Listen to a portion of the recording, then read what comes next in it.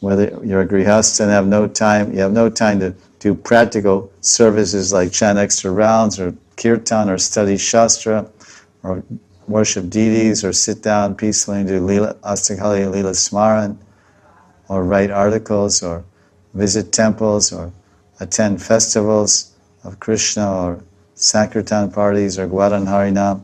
You have no time because of family and work. But that doesn't stop you from thinking about Krishna.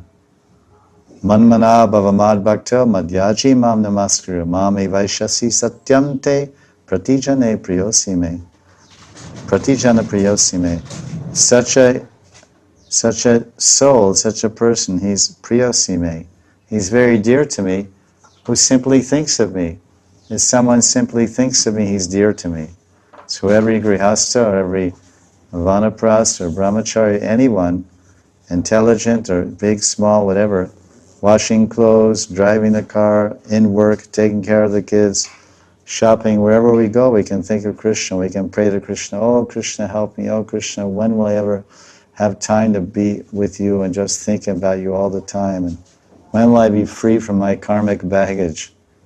We all have karmic baggage that we have to carry for many lifetimes.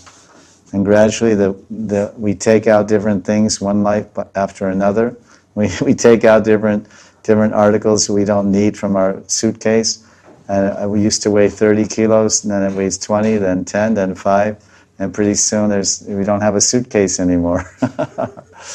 And we're not traveling anymore, and there's no more samsara, and there's no more baggage, and there's no more karmic burden. And we're just absorbed in bhakti bhajan. Ananyas chintiyantamam ye jana paripashate tesham nityabhayuktanam yogakshemam mahamiham. And then when there's nothing else but Krishna, Krishna, Krishna, Krishna, Krishna, Krishna, hey, then Radhe, and then boom, to the spiritual realm. So this is the destiny of every jiva that steadily progresses in bhakti and tries his best in one lifetime and tries his best in a second lifetime and tries his best in the third lifetime and tries his best in the fourth lifetime and fifth and 10th and 20th and 30th. And every time Krishna's helping and every time Krishna's coming and providing and maintaining and every time the devotee realizes it and every time he realizes Krishna's doing everything for me, Krishna's giving me everything, he's making all arrangements, he's taking full care of me, but it's my problem, I'm not fully surrendered, I still have personal agenda, I'm still holding on to certain attachments and certain possessions, and I can't let go, I'm trying but I can't.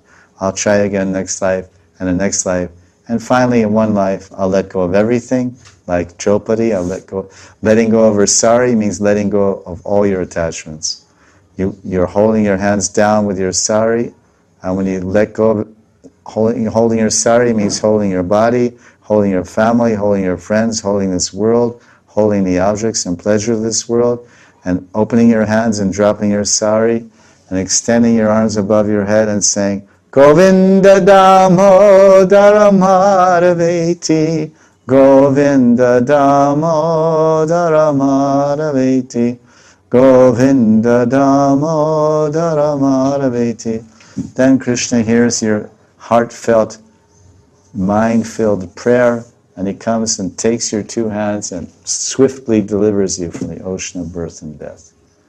This is the final point of the successful devotee of Krishna.